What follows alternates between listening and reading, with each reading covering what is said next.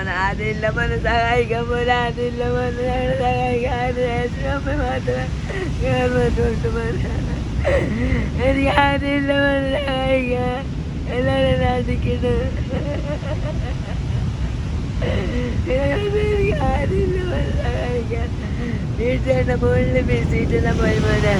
കണ്ണുനീരിനോട് ദയ കാണിക്കാൻ മടിക്കരുത്. ഈ നാടും ജനതയും കാൽക്കീഴിലെ മണ്ണൊലിച്ചു പോകുന്നതിന്റെ നോവിലാണ്.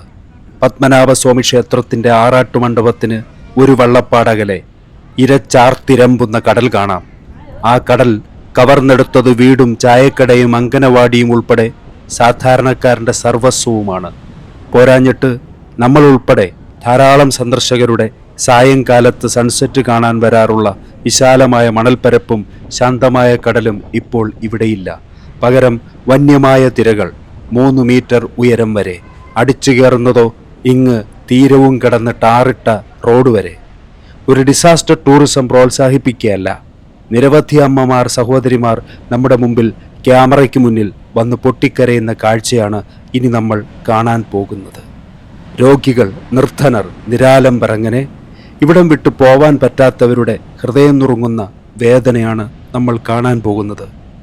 തിരയെടുക്കുന്ന ജീവിതങ്ങൾ, ശംഖുമുഖം മുതൽ കണ്ണാൻതുറ വരെ.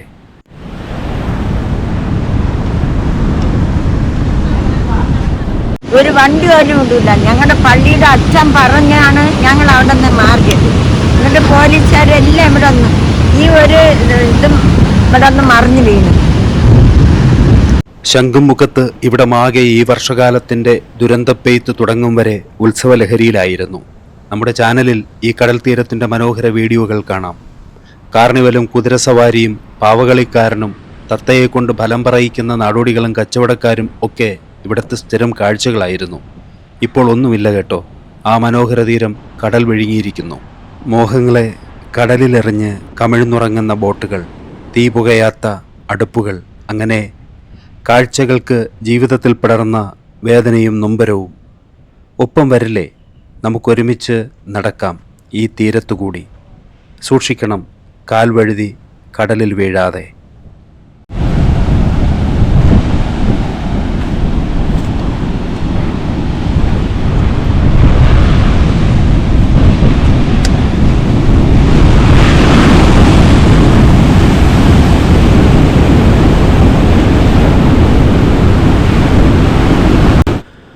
അപായ സൂചന നൽകുന്ന കുടികൾ പലയിടത്തുമുണ്ട്. ഇവിടെ ഇറങ്ങരുത് എന്ന ബോർഡും.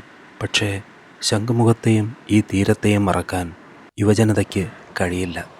അവർ ഇതിൻ്റെ പ്രൗഢിയുടെ കാലത്തും വന്നിട്ടുള്ളവരാണ്. ഇന്ന് അതിൻ്റെ സങ്കടം കാണാൻ ഒരുപക്ഷെ ഇവിടെ വന്നതാവാം. ആഴക്കടലിൽ കാറ്റിനെയും പേമാരിയെയും ചേർത്ത് ബോട്ടിൽ തൻ്റെ സ്വന്തമെന്ന് പറയുന്ന എല്ലാവരെയും സംരക്ഷിച്ച ഒരു പാവം നങ്കൂരം, ആർക്കും വേണ്ടാതെ അനാഥത്വത്തിൻ്റെ വാൽത്തുമ്പിൽ തുരുമ്പോട് ചേർന്ന് ഉറങ്ങുന്ന കാഴ്ച. പ്രൗഢിയോടെ നിൽക്കുന്ന മനോഹരമായ കെട്ടിടം. ഇത് ശംഖുമുഖത്തിൻ്റെ ഒരു ഐഡൻറ്റിറ്റിയാണ്. കടലെടുത്തു പോയ കരയുടെ ഭാഗങ്ങളിലേക്ക് പിന്നും തിരതഴുകിപ്പോകുന്ന കാഴ്ച വേദനാജനകമായിരുന്നു. സ്വപ്നം കാണാൻ മാത്രം വിധിക്കപ്പെട്ടവർ പിന്നിൽ കരകാർന്നെടുക്കുന്ന കടലിനെ ഭയക്കാതെ ഈർപ്പമില്ലാത്തിടത്തുറങ്ങുന്നത് കണ്ടു. ഒരുപക്ഷെ അടുത്ത ഒരു മഴ എത്തും വരെ മാത്രം.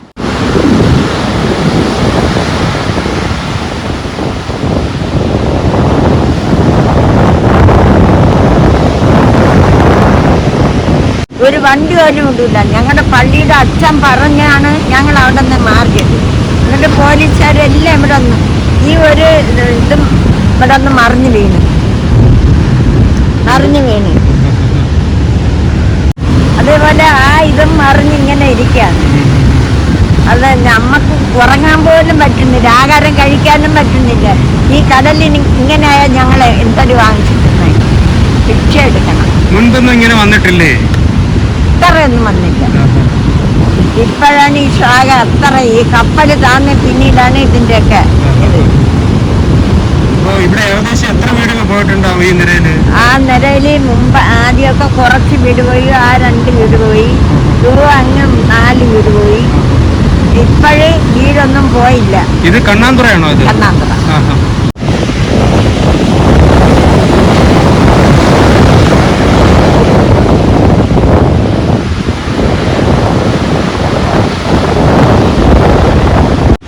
ഇതാണല്ലേ വീട്? കടലിനോട് ചേർന്നിരിക്കുന്ന വീടാണ്. ഇവിടെയൊക്കെ പുതിയ ഇത് വരുന്നുണ്ടല്ലോ, ട്രാക്ക്. ഇതെങ്ങനെയാ അപ്പൊ ഇന്നലെയൊക്കെ രാത്രി ഇവിടെ കഴിഞ്ഞത് ഈ ഒരു അവസ്ഥയില്? സത്യം പറഞ്ഞാൽ പേടിയും ഉണ്ട്. കുട്ടികൾക്കെന്ന് പറഞ്ഞാൽ തണുപ്പടിച്ചു കഴിഞ്ഞാൽ ശ്വാസം മുട്ടും കാര്യങ്ങളും ഉള്ളതാണ്. അപ്പം ഇന്നലെ ഇവിടെ ഈ വീട്ടിലെ കണക്ഷൻ പോലും മാറ്റിയാണ് ഇന്നലെ എടുത്തത്. കാണുന്നില്ലേ, കാണുന്ന ആ ഭാഗത്താണ് ഇവിടെ സപ്പോർട്ടീവായിട്ടുള്ള പോസ്റ്റ് വെച്ചിരുന്നത്.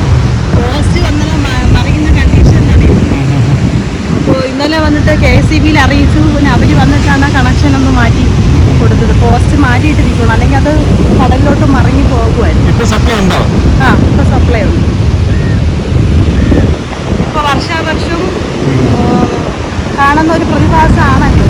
അപ്പൊ ഇത് നേരത്തെ എന്ന് പറഞ്ഞാൽ ഒരു മുൻകരുതൽ എന്ന് പറഞ്ഞാൽ ഞങ്ങൾ ഈ ചാക്കൊക്കെ നമ്മുടെ വീട്ടുകാർ തന്നെയാണ് 200-250 ചാക്കൊക്കെ ഞങ്ങൾ തന്നെയാണ് വാങ്ങിച്ചിട്ട് അടുക്കി വച്ചിട്ടുള്ളത്. പക്ഷേ അതൊന്നും ഒരു ഇതല്ലല്ലോ.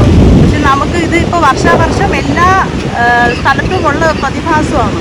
അതെല്ലാവർക്കും അറിയാം. വർഷാവർഷം ഇത്ര വരാറുണ്ടോ? വർഷാവർഷം കടന്നുകയറ്റമുണ്ട്. പിന്നെ ഈ ന്യൂനമർദ്ദത്തിനൊക്കെ വരും. ഇപ്പോൾ അടിക്കടി കടന്നേറ്റമുണ്ട്.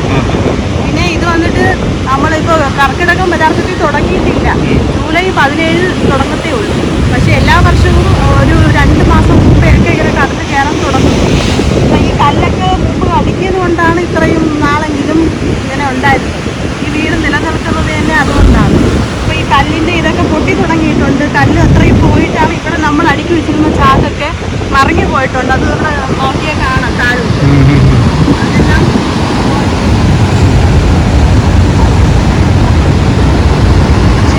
മത്സ്യത്തൊഴിലാളികൾക്ക് കൊടുക്കാൻ വേണ്ടി പറ്റുന്ന ഇതെന്ന് പറഞ്ഞു കഴിഞ്ഞാൽ ഇത് നമുക്ക് നമ്മൾ മുൻകരുതലെന്ന് വേണം. ഇതേ കണക്ക് കല്ല് നല്ല രീതിയിൽ അടുക്കാനോ വെറുതെ കല്ല് വെച്ചിട്ട് കാര്യമില്ല. ഇതേ കണക്ക് കയറിൻ്റെ ഉള്ളിലാക്കി വല്ലതും അടുക്കി വെച്ച് കഴിഞ്ഞാലേ നമുക്ക് എന്തെങ്കിലും ചെയ്യാൻ പറ്റുള്ളൂ. അത് ഈ കടലിൻ്റെ ഈ സമയത്തൊന്നും ഇതേപോലെ ഒന്നും ചെയ്യാൻ പറ്റില്ല. കടൽ പിൻവാങ്ങിയതിന് ശേഷം സമയമെടുത്ത് ചെയ്യേണ്ട കാര്യങ്ങളാണ്.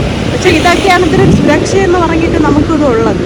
പിന്നെ ഈ കടൽ ഇത് കഴിഞ്ഞ് വന്നു കഴിഞ്ഞാൽ നമുക്ക് പിടിച്ചു നിൽക്കാൻ വേണ്ടി പറ്റാത്ത ഒരു സാഹചര്യമാണുള്ളത്. പൊട്ടിയതാണ് ആ ഭാഗത്തുള്ളതൊക്കെ പൊട്ടിയതാണ് ഈ ചിതറി കിടക്കുന്നതാണ്. അപ്പൊ ഈ കെട്ട് ഇവിടെ ഏകദേശം എത്ര ദൂരം ഉണ്ടായിരുന്നു? അല്ല, ഇത് കുറച്ചുകൂടെ അത്രേ ഉണ്ടായിരുന്നുള്ളൂ. ഇപ്പോഴത്തെ കടലിൽ അങ്ങനെയൊന്നും ഇപ്പൊ അടിക്കടി ഈ ന്യൂനമർദ്ദം രൂപപ്പെടുമ്പോഴേക്കും കാറ്റടിക്കുമ്പോഴും അടിക്കടി ഇങ്ങനത്തെ പ്രശ്നങ്ങളുണ്ട്. അത് മാത്രമല്ല ഈ കടലോര മേഖലയിൽ താമസിക്കുന്നവർക്ക് ഈ കടൽ കാരണം കറണ്ടിന്റെ പ്രശ്നമുണ്ട്. എവിടെ കൈവച്ചാലും ഷോക്കടിക്കില്ല. അല്ല, കറണ്ട് അധികമായിട്ട് വലിക്കുന്നത് അതേ പ്രശ്നങ്ങൾ കൂടിയുണ്ട്. അത് കടലോര മേഖലയിൽ മൊത്തത്തിലുള്ളതാണ്. പക്ഷേ അവരനുഭവിക്കുന്ന ഇതൊന്നും ആർക്കും അറിയുന്നില്ല. ഇതിന്റെ പിൻവശം ഏതാവസ്ഥയാണ്? ഇതെല്ലാം ചാർജുകൊണ്ട് നമുക്കിതാ ഇതുവരെ വന്നിട്ട് പൊടിയൊക്കെ അടിച്ച് കയറി നമ്മൾ ഇടയ്ക്ക് തൂത്ത് വൃത്തിയാക്കിയിട്ടാണ് നമ്മൾ അങ്ങനെ തൂക്കുമ്പോഴും വൃത്തിയാക്കുമ്പോഴൊക്കെ ഇതൊന്ന് മണ്ണ് നഷ്ടമായിരുന്നു.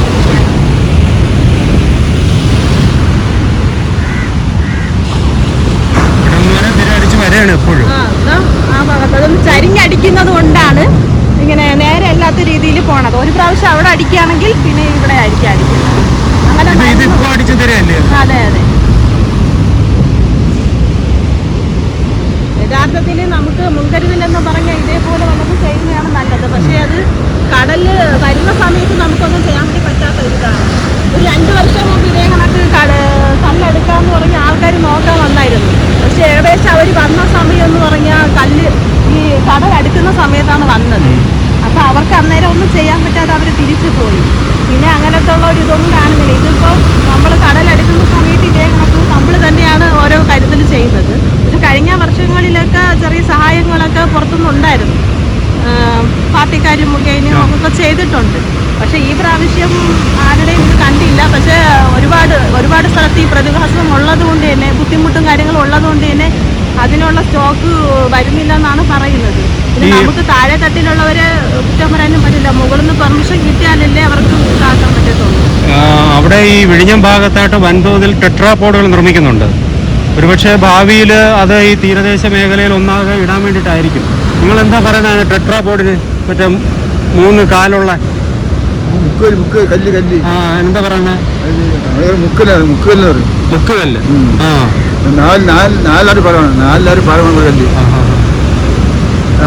അതുകൊണ്ടാണ് ഇങ്ങനെ ഫുള്ള് തീരദേശം മുഴുവൻ ഇടുന്ന ഒരു കാലത്തല്ലാതെ. അത് തന്നെ. അത് മാത്രമേ ഉള്ളൂ കേട്ടോ ശാശ്വതമായൊരു പരിഹാരം. കാരണം ഈ നെറ്റിന്റെ അകത്ത് നെറ്റ് ഡാമേജ് ആയി പോകുന്നു ഇല്ലേ? നെറ്റ് 5-6 വർഷം കൂടുതലായി ഇതിട്ടിട്ട്. അപ്പൊ അത് കഴിഞ്ഞ് ഇത്രയും നാളും പിടിച്ചു നിന്നു. ഇപ്പൊ ഇതൊക്കെ പൊട്ടി നോക്കാം അങ്ങോട്ട്. പിന്നെ ഈ നെറ്റ് അങ്ങനെ ശാശ്വതമല്ലത് അല്ലേ? അല്ല 5 തെങ്ങ് ഭാഗത്തൊക്കെ നമ്മൾ കണ്ടിട്ടുള്ളത് വെറും കല്ലുകൊണ്ട് അടുക്കി പറ്റില്ല. പക്ഷെ അത് ഇതേക്കാളും ഡേഞ്ചറാണ്. പൊളിഞ്ഞു പോകും.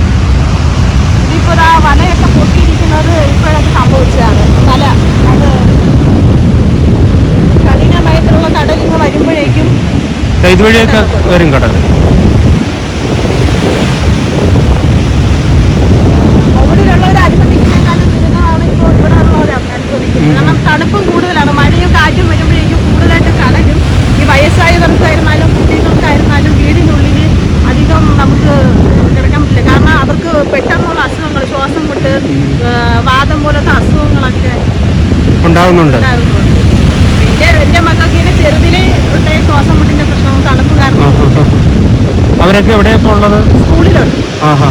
അവരൊക്കെ എങ്ങനെ സേഫായിട്ട് ഈ കടലിന്റെ ഇത്രയും തീരത്ത്? ഇപ്പൊ ഇവിടെ ഇങ്ങോട്ട് ഇതായതുകൊണ്ട് തന്നെ ഇവിടെ പാമ്പൊക്കെ ഇപ്പൊ പാമ്പിന്റെ ഇതുണ്ട്. ഈ പൊഴി അടിച്ച് കയറുമ്പോഴേ പാമ്പ് വരുന്നത്. നമ്മുടെ വീട്ടിൽ ഇപ്പം കഴിഞ്ഞ മാസം പാമ്പ് വന്നിട്ടുണ്ടായിരുന്നു. കടൽ പാമ്പ് പക്ഷെ വീട്ടിൽ കയറി വന്നു. അത് നമ്മൾ കണ്ടു ഇതായി. പിന്നെ റിംഗ് ആയിട്ട് ലൈനുള്ള പിന്നെ വന്നിട്ട് ഒന്ന് മോന്റെ കാലിനടുത്തുകൂടി പോയായിരുന്നു. അപ്പുറത്ത് ചുള്ളിക്കമ്പൊക്കെ റോഡില് അവിടെ നിന്നപ്പോ ശ്രദ്ധിച്ചില്ലായിരുന്നു. പിന്നെ അത് കാരണം ആള് പേടിച്ചു. അപ്പൊ കടൽ പാമ്പ് വരെ ഇങ്ങോട്ട് ശല്യമായി മാറുന്നുണ്ട്. കടൽ പാമ്പ് ഉണ്ട്. അത് എല്ലാ വർഷവും ഉള്ളതാണ്. പക്ഷെ ഇപ്പോ അധികമായിട്ടും ഈ വേസ്റ്റ് കാര്യങ്ങൾ അധികമായിട്ട് വരുന്നുണ്ട്. ഇപ്പൊ നമുക്കിപ്പോ ചാക്കൊക്കെ അടുക്കി കഴിഞ്ഞാല് പിന്നെ താൽക്കാലികമായിട്ടുള്ള ഒരു ആശ്വാസം പറയാൻ വേണ്ടി പറ്റത്തുള്ളൂ. ക്ലേ വന്ന് ചാക്കിലേക്ക് നിറച്ച് വരുന്ന ഒരു ടൈം എടുക്കും എന്നൊരിതാണ് പറഞ്ഞുകൊണ്ടിരിക്കുന്നത്. പക്ഷേ അതിനും ഒരു സാവകാശം ഇവിടെ കടല് കൊടുക്കുന്ന ഒരവസ്ഥയല്ല ഉള്ളത്. ഇവിടെ പ്രശ്നമുണ്ടോ അമ്മ? ഇനി വരെ എത്തിയോ? അയ്യോ,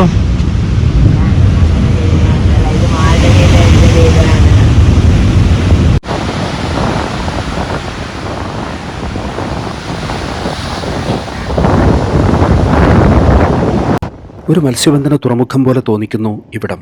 സുരക്ഷിതമെന്ന് കരുതുന്നിടത്ത് അവർ ബോട്ടുകൾ കൊണ്ട് ഒന്നൊന്നായി അടുക്കിയിട്ടിരിക്കുന്നതാണ്. തിരുവനന്തപുരത്ത് ഇന്ന് കുറച്ച് മഴ അടങ്ങി നിൽക്കുന്നു എന്ന് വേണം പറയാൻ. നമ്മൾ ഈ ശംഖുമുഖം മുതൽ ഏകദേശം 4 കിലോമീറ്റർ സമുദ്രതീരത്തുകൂടി നടന്നു പോവുകയാണ്.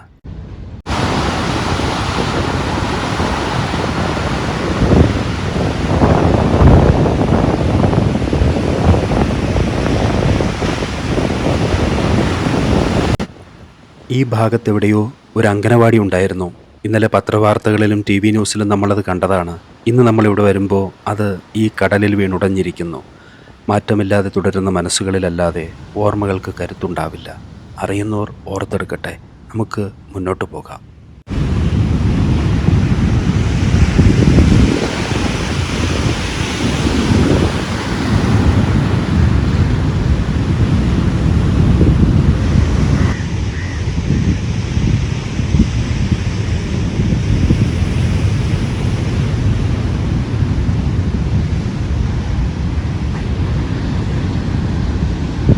കണ്ണാന്തുറയിലെ ദേവാലയത്തിന് മുന്നിൽ വള്ളത്തണലിൽ ചില പുരുഷന്മാർ വലക്കണ്ണികൾ ചേർത്ത് തുന്നുന്നത് കണ്ടു. തുടർച്ചയായ കപ്പലപകടങ്ങളും കണ്ടെയ്നറുകൾ കരയ്ക്കടിഞ്ഞതും തുടർന്നുണ്ടായ പ്രചരണങ്ങളും ഒക്കെ കൊണ്ട് ജീവിതം വഴിമുട്ടി നിൽക്കുമ്പോഴാണ് ശക്തമായ കാറ്റും മഴയും വറുതി വിതയ്ക്കുന്നതിവിടെ.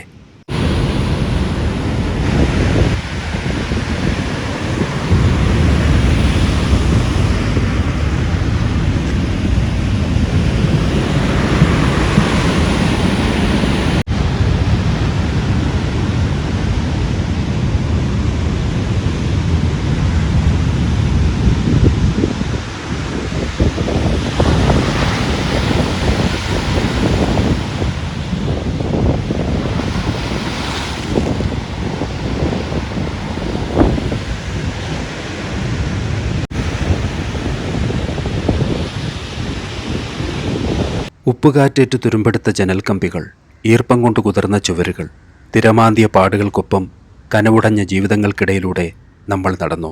ദൂരം ചിന്തകളിൽ മറഞ്ഞു. അവർക്കൊപ്പം മനസ്സിൽ ചില ആദികൾ.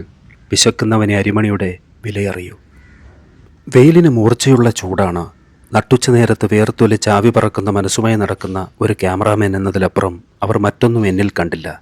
ഒരു പോഷ് കാറിൽ അവർക്ക് കൊടുക്കാനുള്ള സഹായവുമായി വന്നെത്തുന്ന ധനികനെയാണ് അവരെല്ലാം കാത്തിരിക്കുന്നത്.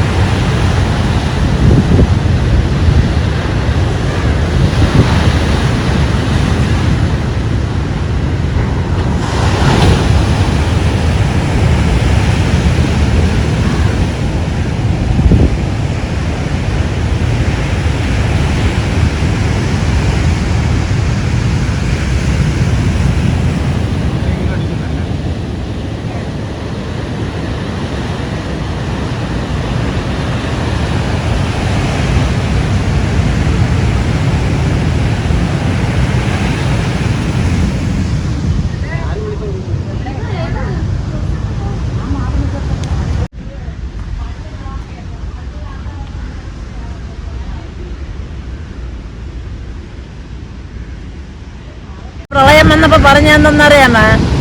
സൈനികരാണെന്ന്, മത്സ്യത്തൊഴിലാളികൾ സൈനികരാണെന്ന്, പട്ടാളക്കാർക്ക് ചെയ്യാൻ പറ്റാത്ത ഓരോ കാര്യവും മത്സ്യത്തൊഴിലാളികളെ ചെയ്ത് ഇത്രയും ജനങ്ങളെ രക്ഷിക്കാൻ കാരണക്കാരത്രയും മത്സ്യത്തൊഴിലാളിയാണെന്ന്. ആ സൈനികരെന്ന് പറഞ്ഞവരെ ഇന്ന് രക്ഷിക്കാൻ ആളില്ല. ഈ മന്ത്രിമാരെയും കണ്ടില്ല, MLA കണ്ടില്ല, കൗൺസിലറെ കണ്ടില്ല, MP കണ്ടില്ല, ആരെയും കണ്ടില്ല.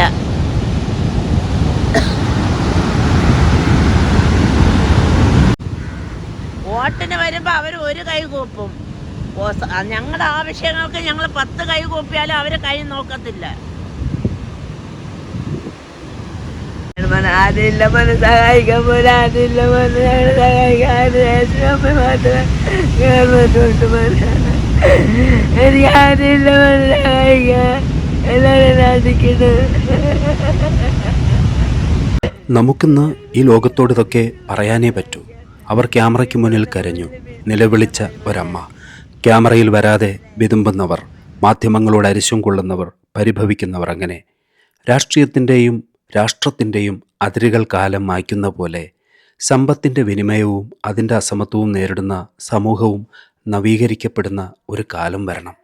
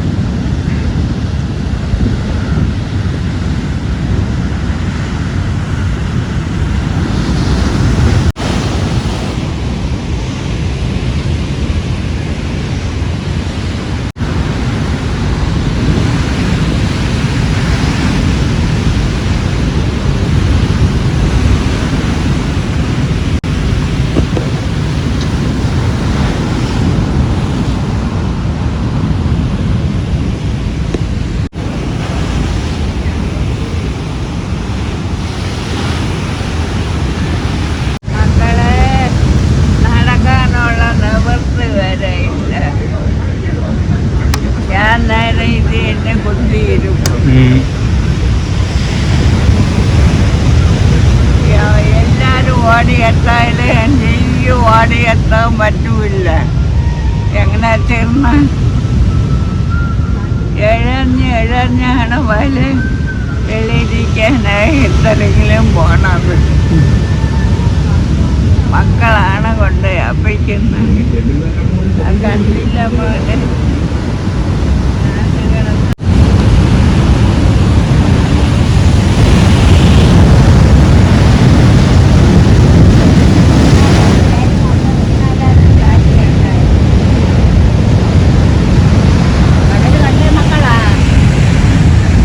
എങ്ങനെ അമ്മ പേടിയില്ലാതെ ഇവിടെ ഇങ്ങനെ കഴിയുന്നത്? എന്തൊരു ചെയ്യാൻ വേണ്ടി നമ്മുടെ തലവിധി ഇതായി പോയി. എന്തൊരു ചെയ്യാൻ? മുമ്പ് ഏകദേശം മുമ്പുള്ള സീസണിൽ ഇങ്ങനെ വരാറുണ്ടോ കടല്? ഇല്ല, ഈ പ്രാവശ്യം തന്നെ ഇത്രയും കയറ്റമായി. ഈ പ്രാവശ്യം തന്നെ മക്കളെ ഭയങ്കര തിരയായി പോയി. ഇവിടെ വരെ വന്ന് വെള്ളം മെനഞ്ഞാന്ന് ഇവിടെ വരെ വന്ന് എല്ലാവർക്കും നനഞ്ഞു പോയത്. ഇപ്പൊ കണ്ട ഇവിടെ മര കയറി, ഇപ്പോഴും കയറിയതാണ്. എന്തൊരു ചെയ്യാൻ വേണ്ടേ? പിന്നെയും ഓരോ ദിവസം കഴിയുന്തോറും ഇങ്ങോട്ട് കടൽ കയറിക്കൊണ്ടിരിക്കുന്നു. പിന്നെ 50 വർഷമായി ഇവിടെ ഈ കടൽ തീരത്ത് ഞങ്ങൾ താമസിച്ചു. എന്നാലും ഒരു ഇതില്ല, ഫലവുമില്ല. എന്തൊരു ചെയ്യാൻ വേണ്ടി? ഇപ്പോൾ ഫ്ലാറ്റിന് വേണ്ടി എഴുതി കൊടുത്ത് പിന്നെ അത് കിട്ടി തീർന്നാലും നമ്മളെ കടപ്പുറം കൊണ്ട് ജീവിക്കുന്നവർ എങ്ങനെ ജീവിക്കുക? കാറ്റിൽ പോയി ജീവിക്കാൻ വേണ്ടി പറ്റുമോ? തൊഴിൽ മാർഗം ഇല്ലാതാകും എന്നുള്ളതാണ്. എന്നാ അവര് എന്തെങ്കിലും ഇത് തൊഴിൽ ചെയ്തിട്ട് നമ്മള് അതെങ്കിലും എടുത്ത് ഫ്ലാറ്റിൽ ജീവിക്കാം. ഇത് അവര് ചെയ്യുന്ന വേല തന്നെ. ഈ നേരെ പോലെ കടല് ഈ കർക്കിടകം വരുന്നതിന് മുമ്പേ ഈ കല്ലുകളൊക്കെ അടുക്കിയെങ്കിൽ ഇത്രയും ബുദ്ധിമുട്ട് വരത്തില്ല. ഇത്രയും കടൽ ഇങ്ങോട്ട് കയറത്തില്ല. എന്തൊരു ചെയ്യാൻ വേണ്ടി മക്കളെ? നമ്മുടെ ജീവിതം ഇതായി പോയി. കടൽ കൊണ്ട് ജീവിക്കുന്നവര് മുകളിൽ പോയി തീർന്നാൽ എങ്ങനെ ജീവിക്കാൻ വേണ്ടി? അവരെന്തെങ്കിലും ജോലികളൊക്കെ തരട്ടെ.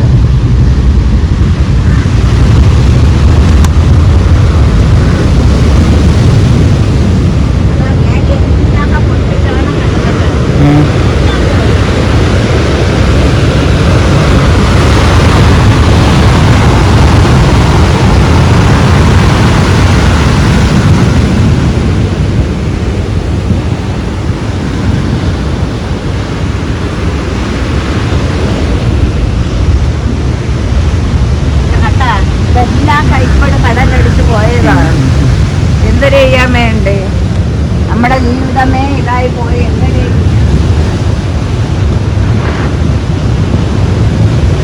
അവർക്ക് അതിന്റെ ഒരു ഊർജന പോലും ഇല്ല. എങ്ങനെ രാത്രി സമാധാനമായിട്ട് ഉറക്കം വരുമോ? കിടന്ന് ശീലിച്ചത് കൊണ്ട് അങ്ങനെ കിടന്നു പോവും. പിന്നെ അല്ലാതെ പിന്നെ എന്തിനു? പിന്നെ മറ്റേ തിര വരുമ്പോ കടവ് തുറന്നുറങ്ങാൻ നോക്കും. അല്ലാതെ പിന്നെ എന്തൊരു ചെയ്യാ? ഇടിമുഴക്കം പോലെയാണ് തിര സൗണ്ട് കേൾക്കുന്നത്. ഭയങ്കര സൗണ്ട്. ഇവിടെ നമ്മൾ നിൽക്കുന്നത് ഈ കണ്ണാന്തുറ ഭാഗത്താണ്. ഇവിടെയൊക്കെ കടൽക്ഷോഭം എന്ന് നമ്മൾ പറഞ്ഞു കേട്ടുമല്ലേ ഒരുപാട്. പക്ഷെ ഇവിടെ ദിനംപ്രതി തിരകൾ ഇങ്ങ് അവർ താമസിക്കുന്ന വീടിന്റെ അടുത്ത് വരെ എത്തിയ അവസ്ഥയിലാണ് ഇപ്പോൾ ഉള്ളത്. അതെ.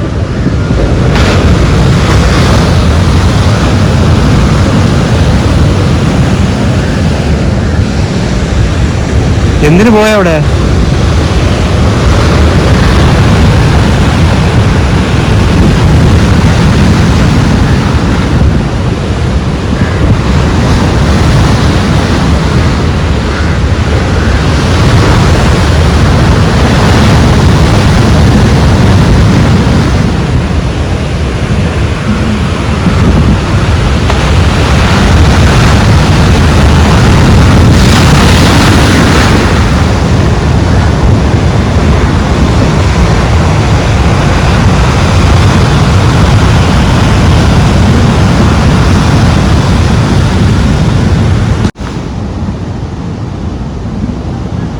സ്നേഹം കൊണ്ട് ലോകം കീഴടക്കാൻ പറഞ്ഞ തത്വജ്ഞാനികൾ മരിച്ചു.